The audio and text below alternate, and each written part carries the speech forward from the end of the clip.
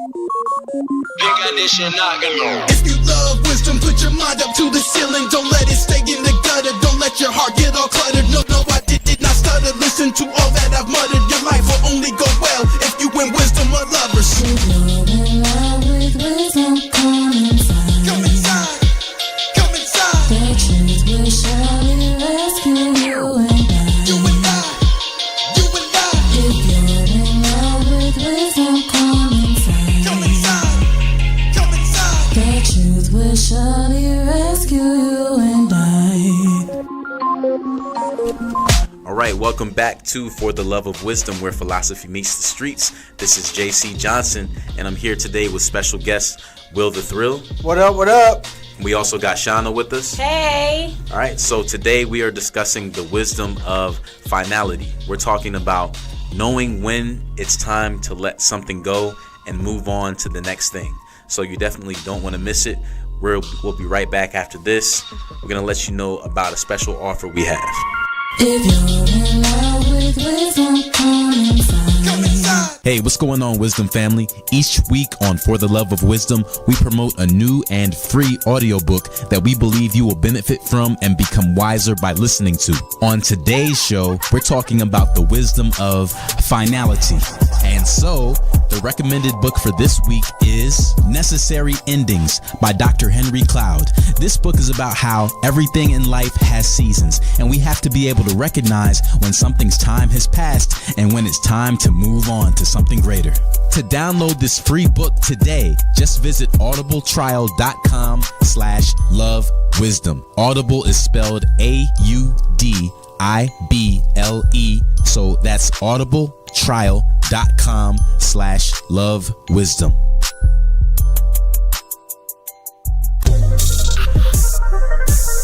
Hey everybody, you're listening to For the Love of Wisdom, where philosophy meets the streets. With your host, Jason Johnson. I know, All right. Welcome back. You're listening to For the Love of Wisdom, where philosophy meets the streets. And you know you're listening on North Coast Underground, where the underground starts with you. All right, so in hour 2, we're continuing the conversation on the wisdom of finality, knowing when it's time to let something go. And the book of the week, because we have a different book that we feature every week that relates to the show topic. And the book of this week is Necessary Endings by Dr. Henry Cloud.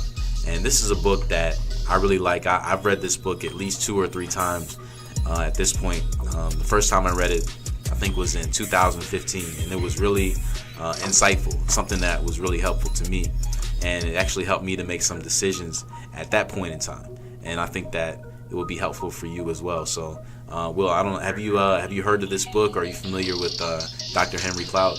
No, I have not. To be quite honest, I don't get a chance to read a lot of books because my life is so busy.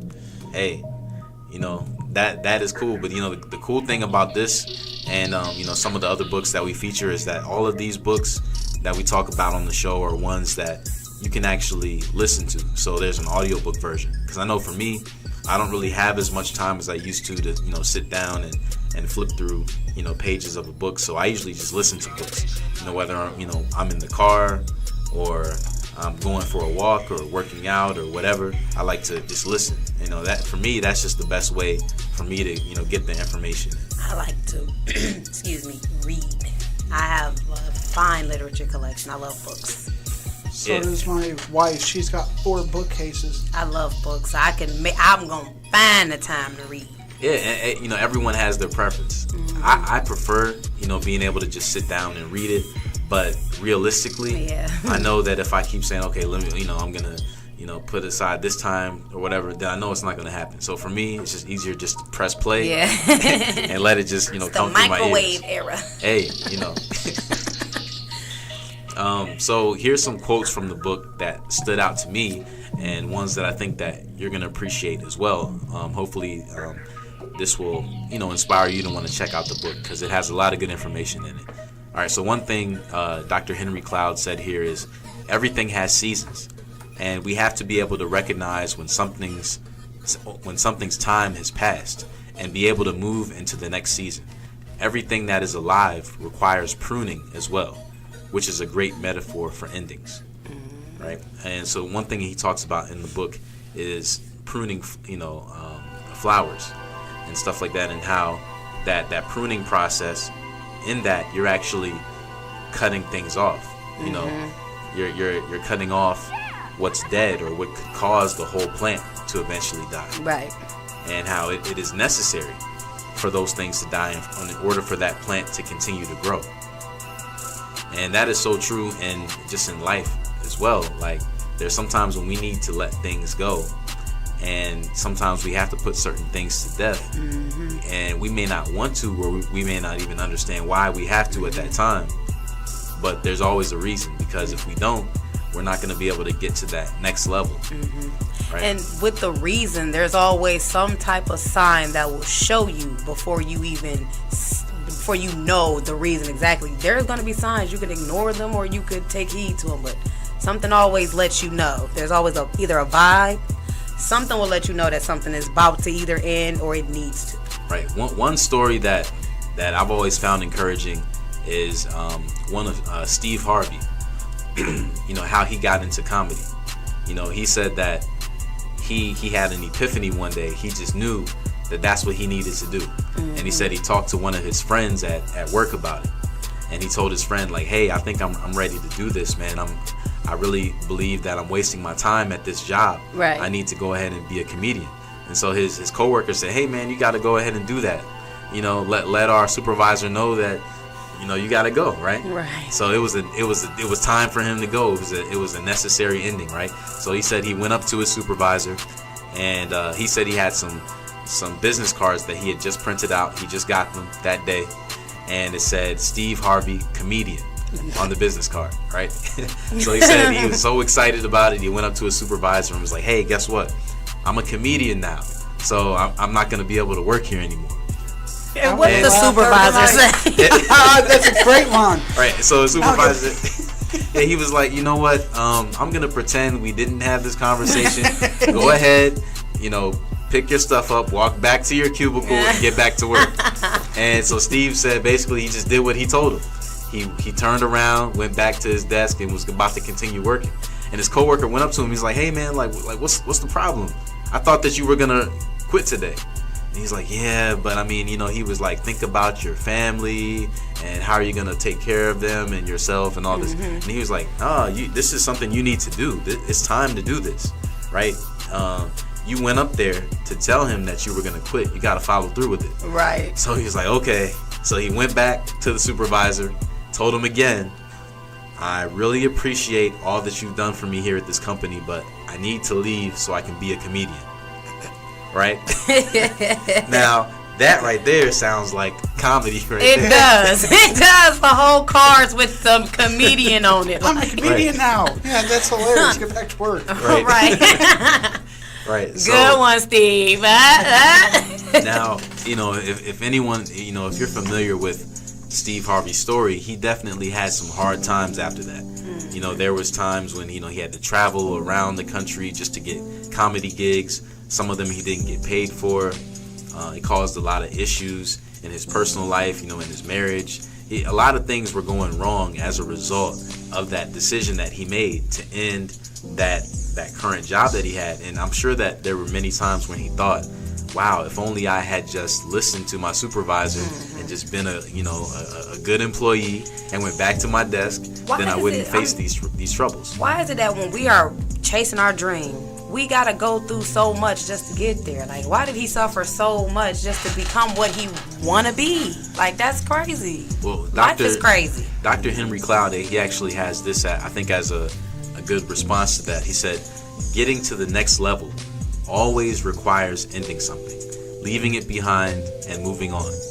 Growth itself demands that we move on. And without the ability to end things, people stay stuck, never becoming who they are meant to be, never accomplishing all that their talents and abilities should afford them. Right? And I think that that's a powerful statement, It's powerful. Can I share my story here a little bit? Okay, so as weird as this sounds, now Steve Harvey had an epiphany. I love Steve Harvey. I think he's a great comedian. I love his shows. I love his specials. But that's Steve Harvey. But for me, you know, after my mother had passed away, I'm like, okay, what do I do? I'm like, I'm about to get married. I need to be able to provide for my wife. You know, Walmart's not going to do it. I'm like, what do I do? So I prayed about it for a good 2 months. And, you know, the Lord spoke to me. He's like, go back to school. I'm like, are you sure about this one? Like, where am I supposed to go to school at? So, you know, then, you know, he revealed that to me, and I came here, and of course, now I'm here. But I've had to go through my trials too.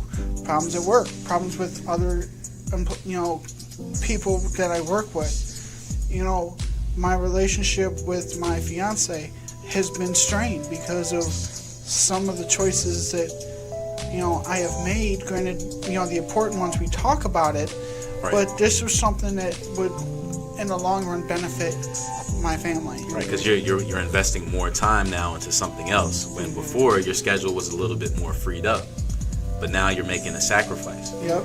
Right. You know, so coming to school, planning a wedding, and, you know, planning for my future has not been easy. And I just feel like there's been a bunch of spiritual attacks. Now, when it comes to planning for the wedding, I've had some news come up to me that I don't know how it's going to work out. But I got to the point I'm like, you know, this is in God's hands. God's going to take care of it. Yes. The devil is going to do everything he can to ruin that. We're going to have to talk about that more when we come back. You're listening to North Coast Underground, where the underground starts with you. You're now listening to For the Love of Wisdom on NorthCoastUnderground.com, where the underground starts with who? No other but you. All right, welcome back. You're listening to NorthCoastUnderground.com, where the underground starts with you, and this is For the Love of Wisdom. This is JC Johnson here with Will the Thrill. What up, what up? And we also have Shauna with us today. Hey, hey, hey. All right, so today we're discussing the wisdom of finality. And before the break, we were looking at the book of the week, which is Necessary Endings by Dr. Henry Cloud. He has some pretty good information here. It led us into talking about Steve Harvey and how he left his job to become a comedian. He went up to his supervisor and said, hey, I got to leave the company today so I can go be a comedian. Here's my business card. Look, it says Steve Harvey, comedian. Right? That sounds comical. It really does. But hey, but look at, you know, where he's at today. And, he hosts a game show and has his own talk show. And a radio show. Oh, and a radio show. Radio show, yes. This dude's got bank. Yep. And Steve Harvey, if you hear this, I could definitely be your friend. I'm best friend material. Steve Harvey, when you coming back to Cleveland? Yeah, he's another hometown one, isn't he? Yes. So one thing that's really interesting about his story is, you know, he said in his book, I believe it was in his book Jump, but he talked about how he used to work for the, I believe the Ford Motor Company. Yes. And at that time, he was content with working there. He said he was making good money. It was working out for him. But he said he got laid off. He said, you know, hundreds of people got laid off at that time. Mm-hmm. And he said that if he hadn't been laid off, he may still be working there at the Ford Motor to this Company. day. Yeah, and you would just go, you know, drive by and be like, hey, what's up, Steve? Right. Yeah, you know. He probably didn't want to think about getting laid off again. He wanted something where he controlled it. I can control my own career. All that I know I can control. I would have did the same thing. I ain't about to wait to get laid off again. I'm about to do something else. Right. So that was God waking him up, like, lay you off. But, and he was younger then, and you know he had actually just flunked out of Kent State. Oh wow, Steve, you went to Kent State? Yeah. Shout out to KSU. and he's that's the reason why he started, you know, working there. He needed something to do. He decided to just make some money. But you know, if that hadn't happened, if he hadn't lost that job, he eventually wouldn't have worked at that other job where he had that coworker who encouraged him, hey, don't waste your time with this. Right. You're know? better than this, Steve. Right. I hope you stay in contact, because that sounds like a good friend right there. Right. That's a motivator. I wonder if Steve and that person are still friends. Probably not. Well, I mean, you never know. Steve, are you? Steve don't even come visit us. We need to see you on Glenville. We need to see you on St. Clair. We need to see you. Call the show, Steve. All right. Call the show. Steve Harvey, Right. we're calling you.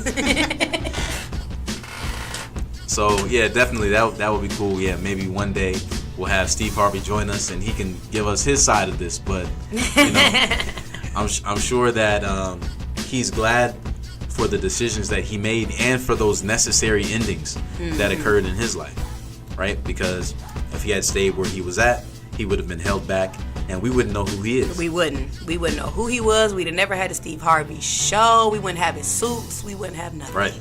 And he was one of the original kings of comedy. He was Exactly. one of the original ones. I still have that DVD too. I mean, how do you not love any of those comedians, man?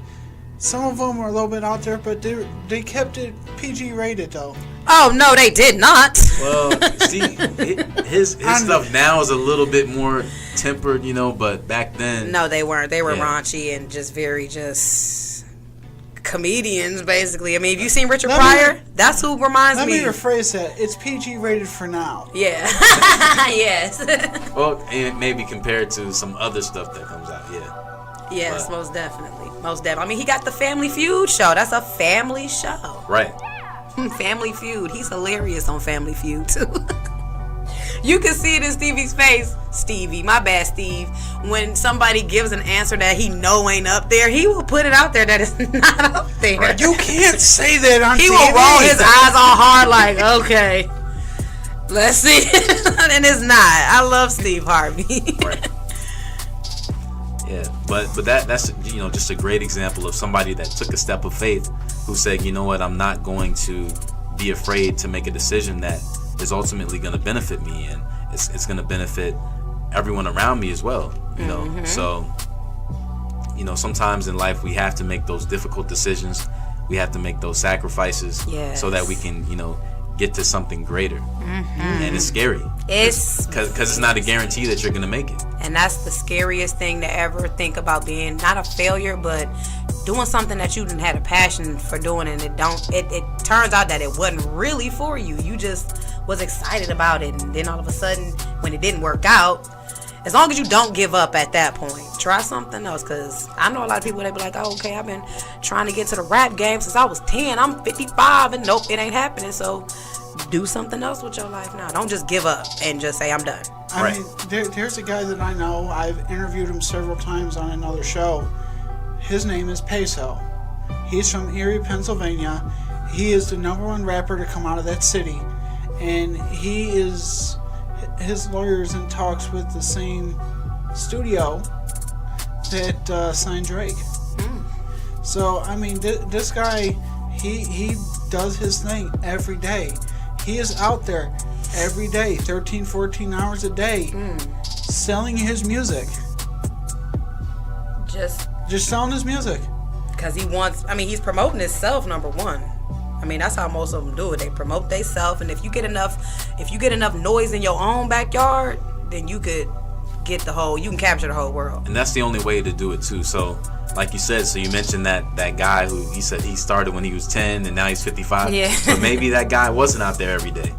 Maybe he's like, he was lacking something. He's like, you know, I'm gonna do a show maybe once every quarter, you know. So I'm gonna do one after New Year's. I'll come back maybe at the end of the spring. Nobody knows you. No one knows who you are. The other thing about Peso is, because he doesn't just stay in Erie. He's been to Cleveland. He's been to Covington, Kentucky. He's been to Cincinnati. He's been all throughout the country. Every city has a different album Of him. See, when you do that, that he left his mark in all them places that he went, meaning that they liked them. I mean, Erie, Pennsylvania has got 4 CDs that I know of. Cleveland, Times and Land Part 1 and 2. Covington has got about 4 or 5 different CDs. I mean, this dude is producing a CD every time he goes out. Every time he leaves. So he makes specific music for each area that speaks to that audience. Demographic, right? Oh, yeah. That's smart business. It is.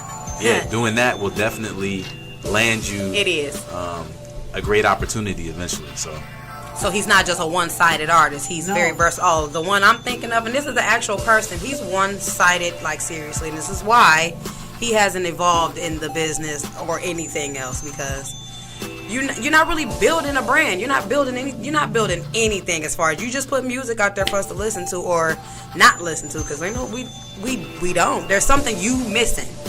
In order for you to grab us the way you want to grab us so that you can be out there, the whole world hear you, you got to grab us, and you ain't even grabbed us yet. And we live right next door to you. You ain't grabbed us yet, though. So maybe you need to become a librarian or get your CDLs and truck drive or something, because rapping is not going to happen. All right, you heard it here from Shauna. If you are not making it as a rapper, it's time to retire and become a librarian.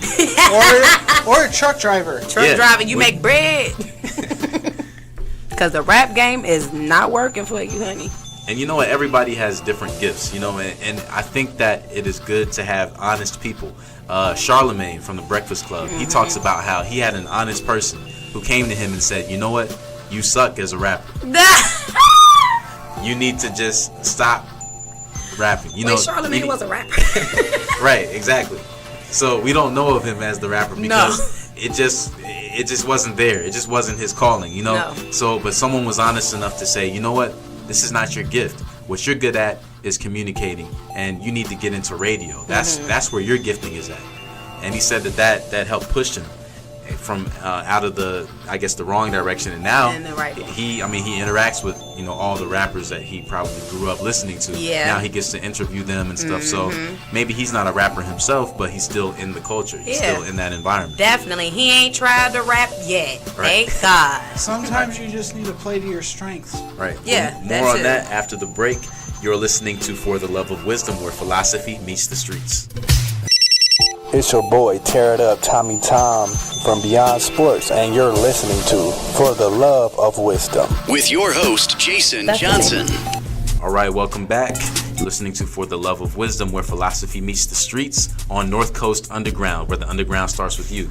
And we're with special guest, Will the Thrill. What up, what up? And Shauna. Shauna's in the house. Will the Thrill. Where you get the thrill ma'am. from? This is a thrilling guy, don't you? Okay, let me be honest, okay? The name that I use for my radio show is Will the Thrill. That was a name that was given to me by a manager that I worked with on overnights at Walmart. Oh, okay. He would call me Will the Thrill. The place that I use for the setting is the Village Nation. That came from my pastor. Okay. And I did tell them I'm using it, and they haven't said no, I can't, so that's what it is. It is what it is. Right. Will the Thrill. Will the Thrill. Yeah. And the Village Nation, and you all are the Village people. Dang, yay! Okay. All right. Learn something new. So I'm Willish. Okay. Yeah, Village. I haven't figured out the definition of that yet. I'll get back to you. Okay. All right. So since we're talking about finality, one thing I think would be interesting is looking at some weird movie endings, trying to figure out why movies ended that way. And here's an article called "The Simple Explanations Behind the Most Ambiguous Movie Endings of All Time." All right. Hold on, I have a feeling there's going to be a big movie from this year somewhere on that list. Well, we're not going to have time to go through all of them, but I did pick one to focus on, and this one is Matrix Revolutions. The name. I have not seen that movie in a while, so I forgot the ending. All right, so they say here that the two sequels to the original Matrix were not as well received as their predecessor, with more confusing plots and mystifying elements. It's no surprise the ending of Revolutions caused some problems. All right, so basically in this one, Neo, who is the main character, he dies. Wow, so Keanu Reeves' character dies. Yeah. That's the end of the Matrix? Right. That's why we haven't had any. So you can see why people are upset. So it says there's a lot of fly fighting between Neo and Smith, and confusion abound during the final sequence. Ultimately, Neo sacrifices himself to allow the machines to purge Smith from the Matrix, and his death gave them an access point to directly interact with him. Right, so Neo sacrificed himself, basically, and one thing that I've always found interesting about the Matrix, the Matrix, in a lot of ways, it reminds me of the Bible. I think that there's a lot of things that they put in there on purpose.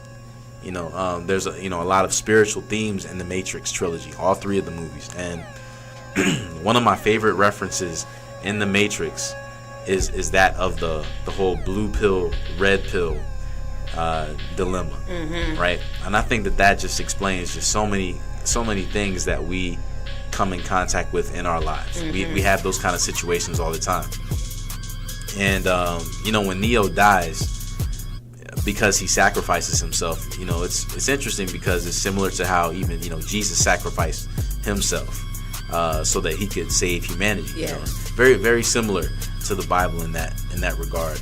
But a lot of fans, of course, they were disappointed by that ending, especially those who wanted a Matrix 4 and 5 and 6 and 17. You gotta keep going with the Matrix. Because I haven't seen the Matrix, the last one. I've seen the other ones. Does he get out of the Matrix and he's back to being a normal person, or is he dead? Well, I don't want to ruin it for anyone that wants to watch the movie. Spoiler it. We're not telling you. Yeah, but check it out and you'll see. But of course, there are always ways to bring it back. So Jason if they want to, force me to watch this movie now. So check this out. It's the same with Jesus. Like I said, in his ministry on earth, after healing people, raising some people from the dead, teaching some of the most profound truths of his day, stuff that no one had ever heard before. Then what? He dies. Right. So what's up with that? What's up with that? What's up with that? So that right there is definitely an ending that people had a problem with. So why would God allow the story to end that way? Well, the reason why is because it didn't end, right? The story didn't end. It actually just began. It did, because he sacrificed himself for someone else to what? In order, after that, then he rose from the dead. When he rose from the dead, basically it made it to where anyone who believes in him would not have to die. Now, we all as human beings, eventually one day we're going to die. Our bodies will die, but our souls will live forever. And that was his purpose. And no one understood it until it happened. Until now. Until you explained it. But his followers were like, well, this is crazy. I mean, I sacrificed everything for him. I've been following him. He told me to believe in him, and he just died on me. Love Keanu. What is he doing? well, not even just Neo in the Matrix, but also Jesus. But even Neo is a character similar to him. But it's the same kind of thing. Neo, when he sacrificed himself, it was so that everyone else on Earth could be saved from what was coming. Coming? Yeah. That's the whole thing about the Matrix. And but the cool thing about that movie is it just reminds me of what Jesus did, how he sacrificed himself for humanity. But then it didn't just end right there. Plot twist. It never ends. Right. The sequel. Then Jesus rose from the dead. Yes. Right. So. And Hollywood, stay away from that one. Right. So, God wants to continue living that story out through you and me. That was the whole point. To say, hey, it doesn't end here, because death can't hold him down, and it can't hold you down either. Right. If you believe in Jesus. So that's the cool thing about that. And I like how there's a lot of similarities. And if you get a chance to look at the Matrix trilogy, you'll start to see a lot of these kind of similarities, little things that are thrown in there. That can be linked to the salvation story. So it's pretty cool. That is pretty cool. But I think when talking about finality, maybe that trilogy reached a point where it didn't feel there was a need to continue with that movie. Right. It played the part that it needed to, and it was time to, just kind of like right off into the sunset. That movie cliche. Sometimes it goes too far, like You think of like even like children's movies like The Land Before Time. There were so many of them. Yes, after a while, I was like, you know what, I can't keep up with all this. That's how they did with Chucky. Like, if y'all make one more Chucky, and I don't understand. Put it like this. Jurassic Park, I'm sorry. Yep, that one. I was just going to say Jurassic Park because I was in 8th grade watching Jurassic Park, and Now, Jurassic Park is produced by Miramax Films, correct? Yes. Which is owned by Disney. That's why they're playing it. That's why it's a theme park, Jurassic Park at Disney World. Now, right. I'm surprised they didn't make an actual just park out of the. You want to know why they didn't? Cause it's about dinosaurs that hold eat on. people. There was 4 movies on why that's a bad idea. Right. I don't think anybody would go to Jurassic Park, the real one. It already has the name Jurassic Park. That'd be perfect. Hold on. You can't say nobody because there's some less than intelligent people out there. They gonna go to Jurassic Park and be scared. Like, I want to pet the dinosaur. Don't let your kid fall in the hole. Right. You taking your kids to Jurassic Park? Oh God. Harambe, we need you. I'm sorry. No to the Jurassic Park. All right, so when we come back, we're actually going to look at some quotes from some different people. We got some from Henry Wadsworth Longfellow, Bernie Siegel, not Beanie Siegel, but Bernie Siegel, No Beanie. J.P. Morgan, and some different ones speaking about the whole topic of finality. And then we're going to also wrap it up with what the Bible has to say. We'll be right back. This is your girl, Juicy Jazzo, and I wanted to let you know I'm all about wisdom. Knowledge is power, power is money, and money makes the world go round. And you're listening to For the Love of Wisdom right now, bleeding out your speakers. All right, welcome back. You're listening to For the Love of Wisdom, where philosophy meets the streets. And we are on the final segment for today's show. Thank you so much for hanging out with us today as we are discussing the wisdom of finality. Here with special guests Will the Thrill. What up, what up? And Shauna. Hey. And that's Shauna with the U. With the U. Soft A. Right. So, to conclude the show for today, I want to just look at some quotes from some notable people that are speaking about this topic. They're speaking about the wisdom that comes with knowing when it's time to finalize something. All right, so here's one from Henry Wadsworth Longfellow, which is a long name, but that's a mouthful. All right, but he said, great is the art of the beginning, but greater is the art of ending. All right, that's just something to think about. Here's another one from Bernie Siegel. God wants us to know that life is a series of beginnings, not endings.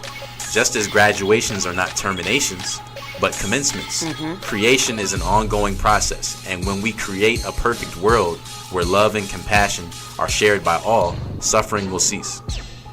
That's a pretty interesting one there, something to think about. Here's one from John Purepoint, aka J.P. Morgan. The first step towards getting somewhere is to decide you're not going to stay where you are. And that's really important, just like how we talked about Steve Harvey before, how he said, you know what, I need to get out of this job so I can really fulfill my dreams. Kind of makes you wonder if you ever read any J.P. Morgan or, looked into how he lived his lifestyle. Right. Here's another one from Joseph Campbell. We must be willing to get rid of the life we've planned so as to have the life that is waiting for us. The old skin has to be shed before the new one can come. Right? And that's just like a snake. Right? They get rid of that old skin so they can get that new skin. And then here's one from Mel Gibson. It's a wise man who understands that every day is a new beginning. Yes. Because, boy, how many mistakes do you make in a day? I don't know about you, but I make plenty. You can't turn the clock back, so you have to look ahead. Yes. Well, you can, but it doesn't make let you get a second chance. Right. And Mel Gibson, Don't start on Mel. Let's come back to Mel in a second. Here's a few quotes now from the Bible talking about this topic.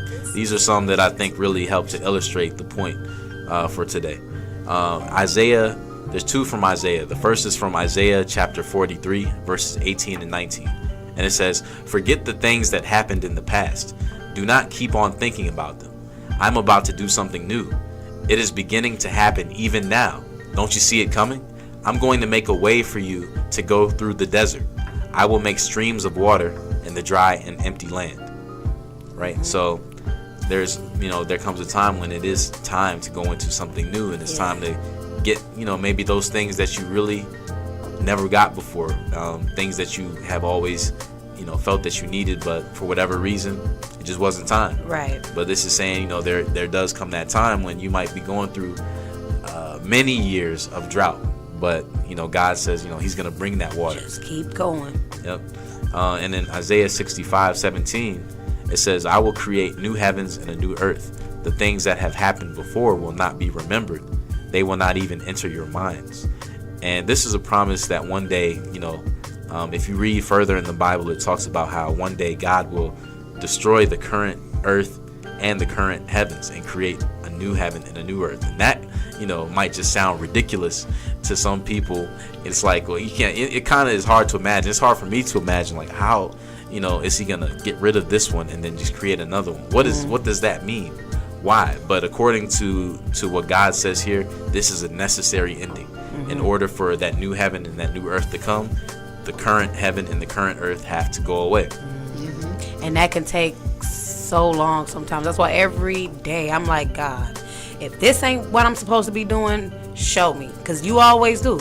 You're going to show me. He ain't showed me that I'm supposed to be anywhere else other than where I'm at. Now, I will say this, because I got a picture here right in front of me. It's a message. Don't know who said it. It's written on a coffee cup. Never be afraid to try something new. Remember, amateurs built the Ark, professionals built the Titanic. And the Titanic sunk. Right. And that ship that Noah built was stronger than... Yep. Well, he did have someone give him the exact measurements. Just throwing that out there. But when taking Noah bring him into this conversation, that was a necessary ending. You had that drought. Everybody was living their own life. Like, hey, you had a chance to repent. Right. Everybody called him crazy. Yeah. But when he was floating on that boat, like, I tried to tell you. And I'm alive and y'all all drowned. So, well. Now, I will say this. If you're interested in seeing the Ark and how, a replica of it, you can go to Williamsburg, Kentucky, and they have the Ark Encounter. And it will show you, the designs of how they feel the inside was built. The thing is huge. I believe it. I mean, he had to get 2 of every single solitary creature. Right. Now, before we end the show, I wanted to give you one last scripture just to think about. This one is from Revelation chapter 21. And this promise is awesome, because there's people who go through all types of trouble in this life. People have been through some horrendous stuff that is just too crazy to even mention on the radio, right? But here's the promise that God says. He says, one day, all of that pain that you're going through, all that's going to come to an end. He said he will wipe away every tear from their eyes. There will be no more death, and there will be no more sadness. There will be no more crying or pain. Things are no longer the way they used to be. He who was sitting on the throne said, I am making everything new. And that's an awesome promise, from God's word to say, hey, no matter what you go through in this life, just remember that this life is not all there is. There's a rock group by the name of House of Heroes. They have an album called The End Is Not the End, right? And I think that that's pretty profound. And just talking about that, like, hey, stuff may happen and you might feel like you are defeated in this life, but actually you're not, because there's a life to come. There's something greater on the other side. So just something to think about. All right, well, thank you for listening. We're out. Bye. Bye. Yeah, I'm winning. Only get better with time. Keep God on my mind with wisdom. There's no limit. There's no limit. Get up and get it. Can achieve the impossible. Conquer every obstacle. Exhausted with grind and constantly push and do what they say I could. Life is what you make it. Knowledge is power. Don't let them take it. If you're in love with wisdom, come inside. Come inside. Come inside. The truth will surely rescue you and I. You and I. You and I. If